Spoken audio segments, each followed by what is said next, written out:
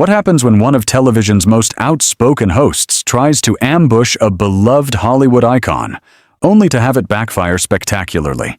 Today, we're breaking down the explosive confrontation that left Joy Behar scrambling to regain control of her own show while Johnny Depp delivered some of the most devastating responses ever seen on daytime TV. If you want to see a masterclass in composure and wit, watching a seasoned actor dismantle a talk show host's credibility in real time, you'll want to stick around for this entire breakdown. Don't forget to subscribe and leave a comment with your thoughts on how this all unfolded. The View had been struggling with ratings, and the producers were desperate for a viral moment. When Johnny Depp's publicist reached out about a potential appearance to discuss his latest film, Joy Behar saw her opportunity. Known for being outspoken about Depp's personal controversies, she believed a confrontational interview would create the buzz the show desperately needed. What the producers didn't know was that Behar had gone completely off script. The planned discussion was supposed to focus on Depp's return to filmmaking, but Behar had prepared a series of gotcha questions to catch him off guard and generate dramatic television that would trend online. As Depp entered the studio, the audience erupted in applause. Relaxed and charming, he waved to fans and acknowledged the warm reception. Meanwhile, Behar's anticipation was palpable, her eyes flashing with that familiar intensity viewers of The View knew all too well. The other co-hosts exchanged uneasy glances, sensing something was off. The moment the cameras rolled, Behar pounced. "Johnny, let's be honest," she said, her tone sharp. "You've had quite the fall from grace, haven't you? From beloved pirate to Hollywood pariah. That's quite a journey." The audience gasped, and Depp's publicist shot worried looks at the producers. But Depp remained calm, a small, knowing smile on his face. "Well, Joy," he replied smoothly. "I thought we were here to discuss filmmaking, but it seems you have a different agenda." Behar pressed on, accusing him of avoiding responsibility.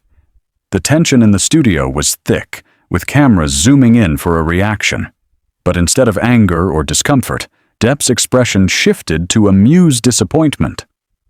"Joy?" he said, his voice carrying a theatrical calm. "Did someone upset you this morning? The level of hostility you're showing suggests this has nothing to do with me." The audience murmured, some chuckling nervously.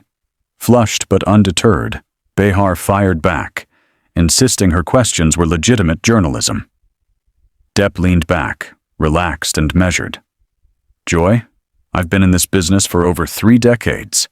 He said, "I've sat through thousands of interviews, and I can tell you, what you're doing has nothing to do with journalism.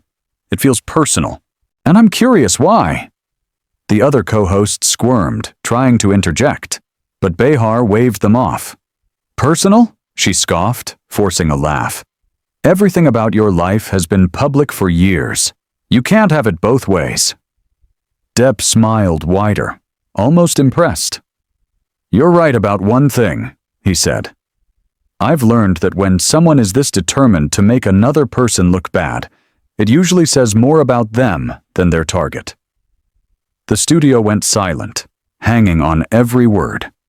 Behar realized she was losing control, but she tried to escalate. "Are you seriously going to lecture me about character?" she demanded. Before she could continue, Depp raised a hand, calm yet commanding. "Joy, I think it's time to decide what kind of show you want to run here." The silence that followed was deafening. Even the camera crew froze, unsure whether they were witnessing television gold or a disaster. Behar's mouth opened and closed, searching for words. For the first time, she seemed genuinely uncertain. Depp, maintaining his calm but sharpening his edge, continued. "You invited me under the pretense of discussing my work. But what you wanted was a moment where Johnny Depp would break down on television. That was your miscalculation. You underestimated who you were dealing with." Behar finally found her voice again, but it came out defensive and tense.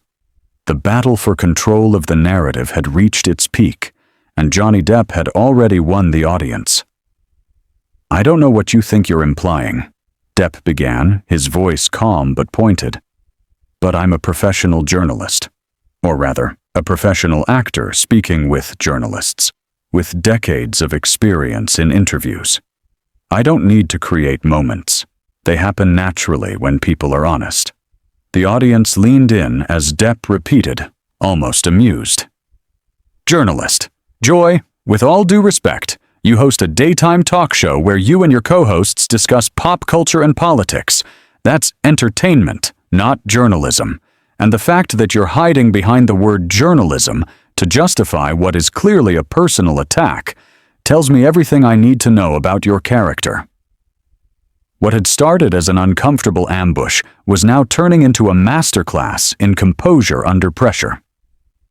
Audience members leaned forward, captivated by the verbal chess match unfolding before them. One co-host tried again to redirect the conversation. "Johnny, maybe we could talk about your new film project. What drew you to that role?"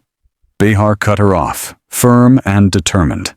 "No, we need to finish this conversation. Johnny seems to think he can come on this show and turn the tables by attacking me personally, but I'm not going to be intimidated." Depp chuckled, a genuine sound of amusement, not mockery. "Joy, I haven't attacked you personally. I've simply pointed out that your approach to this interview is unprofessional and seems motivated by something other than genuine curiosity about my work. If you want to call that an attack, then you're proving my point. This is personal for you." Behar's face flushed red. "You want to talk about unprofessional? Let's talk about someone who thinks they can waltz back into Hollywood after everything and expect people to forget their behavior." "There it is," Depp said softly, his words carrying clearly across the studio. "Now we're getting to the real issue, aren't we? You're not upset about anything I've done professionally. You're upset because you've decided I should be punished, and the fact that I'm still working, still creating, still being invited onto shows like yours, that bothers you personally." The statement hit Behar like a physical blow. She leaned back, struggling to respond without confirming his observation. Other co-hosts avoided eye contact, clearly uncomfortable with how far this had gone. "What's really happening here," Depp continued, "is that you've appointed yourself a moral arbiter of the entertainment industry. You decide who deserves redemption and who doesn't, and you're frustrated that the rest of the world doesn't necessarily agree." Behar snapped. "Don't you dare psychoanalyze me. I have every right to ask tough questions, and if you can't handle that, maybe you shouldn't be doing interviews." Depp lowered his voice to almost a whisper, forcing everyone to strain to hear him.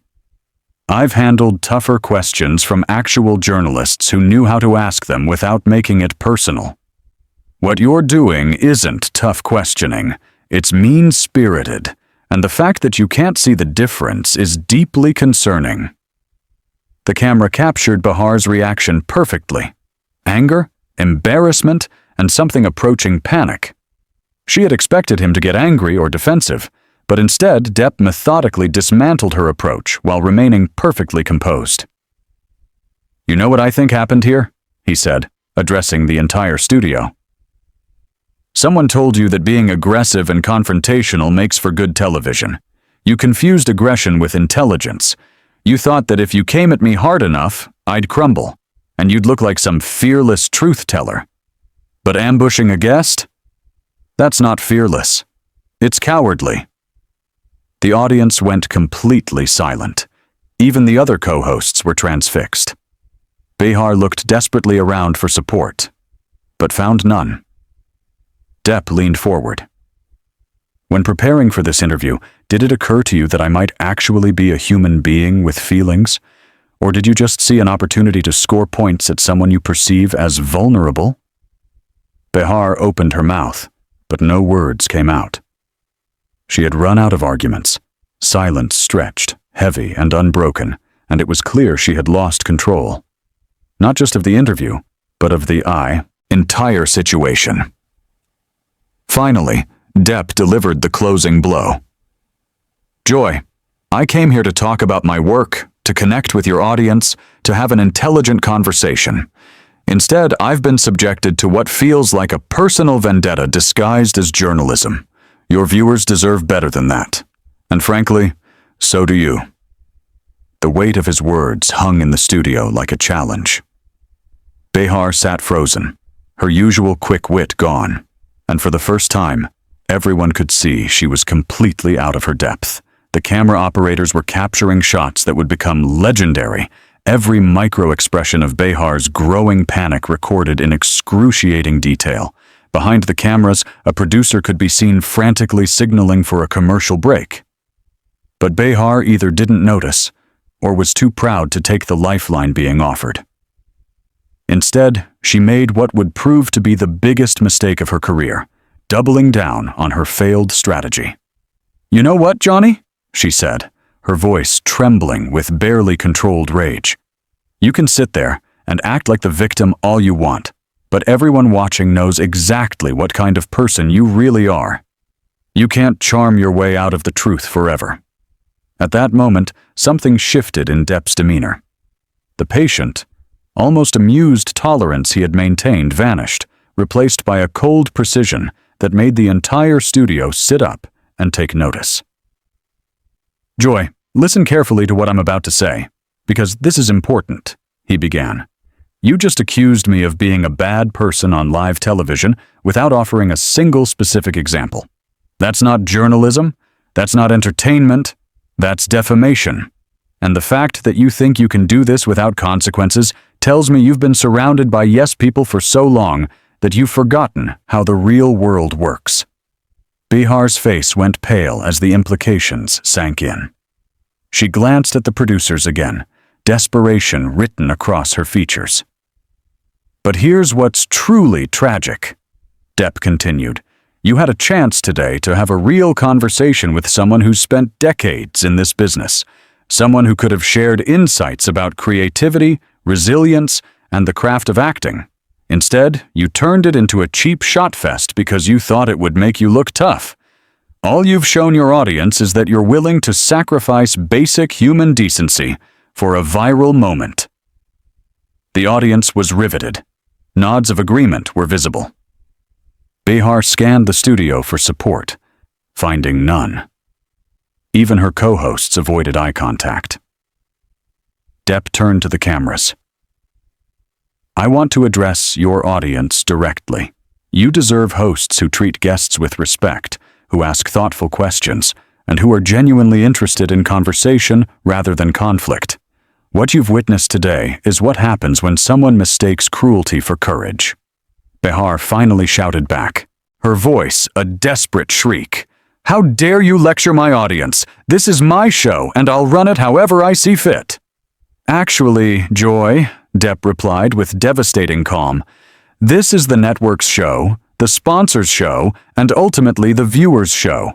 You're just temporarily in charge. And based on today, I suspect that arrangement might not last much longer." Horror flashed across Behar's face. Rumors about declining ratings and advertiser concerns were now painfully real. And Depp's casual mention of her precarious position struck a nerve.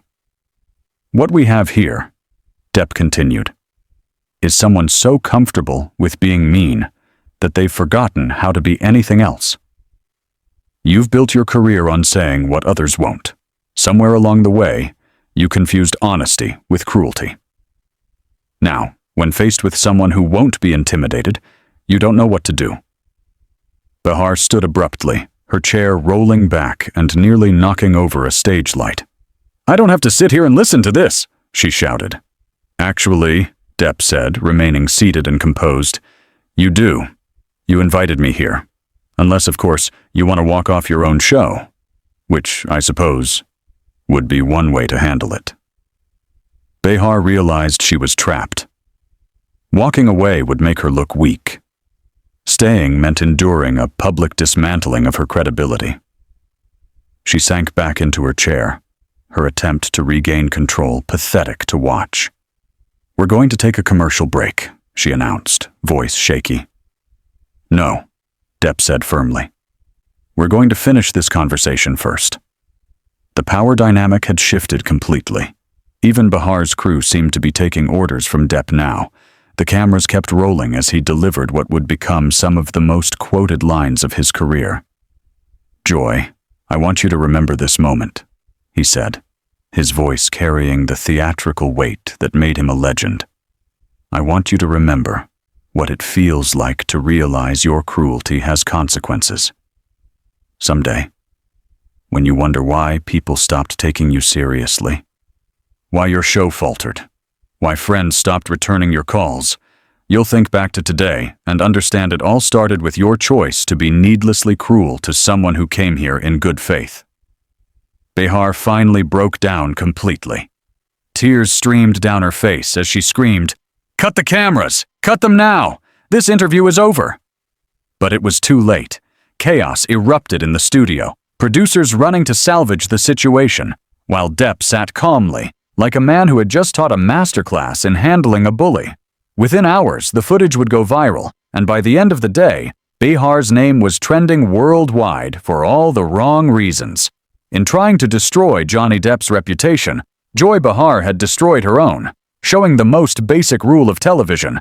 If you try to take down a master performer, you better be ready for them to perform right back.